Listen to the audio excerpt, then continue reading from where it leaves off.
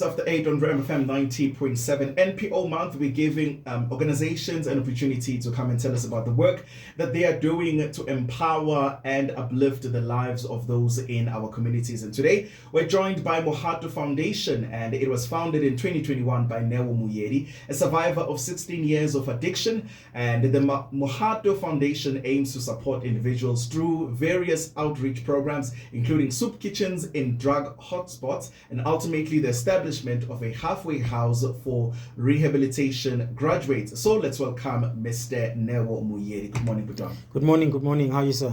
I'm fantastic, and yourself? All good. Thank you for having me, man. Grateful to have you with us. Let's talk Mohato Foundation. Yes, you had a journey yourself of overcoming addiction. Please take us back to that and how you got to overcome this. Yeah, no, for sure. Hey man, you know, the whole addiction journey, man, is a very complex one. Yeah. Because we normally look for things that were the cause. You know, people would look at things like trauma, childhood trauma, whatever else that we may have gone through as children. But for me, it wasn't necessarily that. Mm-hmm. It was just my curiosity. We like to call it peer pressure, and that's what I fell into. And once I tried and I felt, oh, okay, now this is a different feeling. How's about we tried even more, you know? But the one thing that I did not know at the time, and that I normally warn like the younger ones that I engage, is the fact that this thing is progressive. You know, you can start off today with the green stuff and end up 15 years later with a needle up your arm. Yeah. Okay. Now, how did you manage to overcome this? Of course, I know it's a journey continually. Every single day you have to choose to stay on the clean path. But how did you find yourself in a place where, okay, substance is out of my system? Yeah. How did that happen? Fortunately, I was able to get into a treatment center. Okay. Where I spent a total of 90 days, 3 months. And in that time, like firstly you said, I got clean, like my system got cleaned out and the drugs were now flushed out. And then I got into a position where I had to be really honest with myself. You know, I was able to now think clearly without having the pressure of catering to the withdrawals that my body was going through at the time, you know. And it enabled me to make decisions. But most importantly, to stay committed to those decisions. Because I can guarantee you now, the life I'm living today is an answered prayer. Wow, praise God for that. Yeah, it's all about restoration and moving into uncharted territories. Never in my wildest dreams did I ever think I could manage, you know, just 6 months, because I've tried it. You know, I've been to rehab 3 times, and the first 2 times were a dismal failure. What would you say was the changing factor, like the deciding factor between when you went to rehabs twice and you didn't see the success that you desired, and the third time around? What was different internally as of now? Yeah, and I like the fact that you mentioned internally, because that's where it all begins. Man, I was tired. And I think I had hit my lowest of lows. I was literally rock bottom. Literally living on the streets, literally eating out of dustbins. And you see those guys, you know, carrying the sacks, and others, you know, pulling trolleys, obstructing traffic. You know, I was once one of those guys, you know. So I knew my potential. I knew who God had set me out to be. And every day for those years that I was struggling, I realized that I was actually getting deeper into a hole that was getting more and more difficult to climb out of. Yeah, so the most important thing was I decided. And God gave me the courage and the strength to follow through with that decision, because that's all it takes. Sure. Yeah. It's 18 minutes after 8 on Ram FM 90.7. We're joined by Newo. Newo is the founder of Mohato Foundation. We're going to get to find out a bit more about the work that they are doing. Definitely a great testimony of how he managed to be delivered from drug addiction. And I know that it is inspiring somebody listening to us right now. 20 minutes after 8 on Brem FM 90.7. We're talking to Neo Muyedi, coming through from Mohato Foundation as they highlight NPOs making a difference in our community. So now let's get into Mohato Foundation. Tell us about some of the activities that you are actually using to empower and to help those who find themselves in the same situation that you were in. Sure. So first and foremost, I think the simpler one, but not the simplest, but the simpler one, is heading into the drug hotspots and actually feeding the guys on the streets. You know, the reason we decided to do that is I was once in a similar position, and I can't remember this gentleman's name, but out of the goodness of his heart, he just looked at me and he was like, you know what, I can see through you. You seem like a decent guy. Here's something to eat, and God bless you. You know, and there I went on my way. And I said a little silent prayer in my heart, man. God, please help me get out of this. And 2 months later, I found myself in rehab. You know, so that's where the soup kitchens come from, and the reason why we take them to the hotspots. Okay, and secondly, we host workshops where we invite stakeholders like your Sankas, your SAPS, you know, private rehabs, government rehabs, social development. And we actually sit down with the communities that are hosting us. This year we'll be in Noordgatsag, on the east of Soweto, on the 29th of November. And what we do there is we just have a discussion where each person from each different sector comes in and they explain who they are and what they do. And then there's a Q&A. Obviously, members of the community would want to ask questions, and they have to be ready to answer those questions, you know. And we have our annual Mandela Day outreach as well, which started off in a similar fashion, where we just decided to do something good on Mandela Day. But, you know, God being God and God being great, he aligned us with people that saw the vision and wanted to join in and partner with us. So we've been partnering with the Manzi Mashatile Foundation for the last 2 years on Mandela Day. Last year we managed to feed a total of just over 400 people.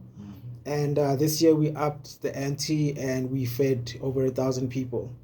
You know, so it's just that, you know, we try our best, because for us, what we view as our unique selling point is the fact that we educate. You know, because a lot of the time when you speak of addiction, people don't really understand what we're talking about. You'll find that there's a guy that needs help, and when we do the intervention and we visit his family, then we have to sit down and explain to the family that, listen, you're actually dealing with a sick person. Yeah. You know, it's not that it's not that, you know, this person doesn't want to get better. Yeah. I mean, for 16 years I wanted to get better. You know? Yeah. And I couldn't, simply because I'm powerless over this thing. Yeah. So the overcoming part and the education part is what we use as our unique selling point. And we sit down and we break it down. So your organization observed the International Overdose Awareness Day on August 31st this year. Yes, sir. Tell us a bit more about that. Yes. So 31st August is International, you know, Overdose Awareness Day. And this year we chose to observe it because I myself am a survivor of 2 drug-induced comas. Sure. Yeah, I overdosed twice, and twice I found myself in a coma in hospital. And it was then when it dawned on me that clearly God has bigger plans for me, because I could have easily died. Yeah. And along the way, I know people who did die out of similar things, overdose, you know. And it was then that we decided, let's observe, you know, the day. And as the years go on, we'll make it an even bigger and more publicized thing, because it's something that we tend to overlook. You know, we don't exactly know what causes or leads to an overdose. Like, let me explain. I'm a recovering heroin addict, Nyaupe. Yeah. You know, so when a person dies of an overdose of that, it's not that the system couldn't handle it. It's that the brain, the actual organ, is put in such a deep sleep state that it forgets to send the message to say, lungs, now breathe. Sure. Yeah. You know, so that's the education part that we focus on, and for people to understand. Obviously, yes, there are other drugs, other substances that, you know, do complicate the system, where a person now dies off them, and it's just that we just focus on educating the people. Okay. Yeah. Now, you have a desire, or it is a goal. I want to know if it's already in motion or you are yet to achieve this. You want to establish a halfway house. Tell us about that. That is our ultimate goal. Okay. And I can tell you now, because God plants visions in our hearts, right? Yeah. Initially, it was just one, but now it's multiple. Because the reason why that was inspired is because, I mean, look at me, for example. I dragged for 16 years, right? And then that can't be sorted or fixed in 6 weeks. So for the ordinary person who's just come out of rehab, now they need to come back to the same community, same environment where they drugged in. And a lot of the time people just fall. They can't handle, I won't say pressure, but familiar surroundings. Yeah. So what we then offer is a chance to still be shielded, where they can live as normally as they can, but knowing that they got a safe place to go to. And in that way, we offer skills. That way, people get a chance to slowly reintegrate and find routines and, slowly get back into living normally. Yeah, because it's just not enough. 6 weeks is not enough. And sorry, just one last thing. And with that, now we are offered the opportunity to offer them and to teach them more. There'll be like life coaches, there'll be recovery coaches, there'll be recovery plans. And we also working with a company that works with CETA, and they do learnerships. So once they are with us, then they at least get to go on and get some education. So is this already in motion, or is it is there a specific time frame that you are looking at? It's not in motion, unfortunately, at this point, but I'm giving it a maximum of 2 years. Okay. Yeah, maximum of 2 years. And the reason why I'm giving it 2 years is when God planted the idea, he just mentioned that we'll be getting the funds abroad. Wow. And God is faithful to fulfill his word. I know you're going to come back 2 years later and you will tell us exactly how God fulfilled that vision. Well, Yes, now, somebody who's listening to us who would like to get involved with the organization, what can they do and how can they reach you? Okay. First and foremost, I would like to invite whoever would like to partner with us for our upcoming, annual substance abuse awareness workshop that will be taking place on the 29th of November in Noordgesig at the community center. So if anyone is able and willing to donate refreshments like cool drinks and any food parcels, because we will be serving the community that will be attending our workshop. So at this point we are finalizing, but the more the merrier, because we can't control the numbers that come to attend. And as we know, a lot of the time when we do these sort of things, you'll be shocked to find that it is the only meal that people have on the day. So your contact details? Okay, our contact details are 081 000 9470. That's 081 000 9470. Do you have social media handles? Yes, we are. Yes, we do, sir. We are on Instagram, we are on TikTok, we are on Facebook and YouTube. Mohato Foundation. So Mohato Foundation on YouTube, yes, sir. Facebook, yes, sir. And Instagram. Yeah. Okay.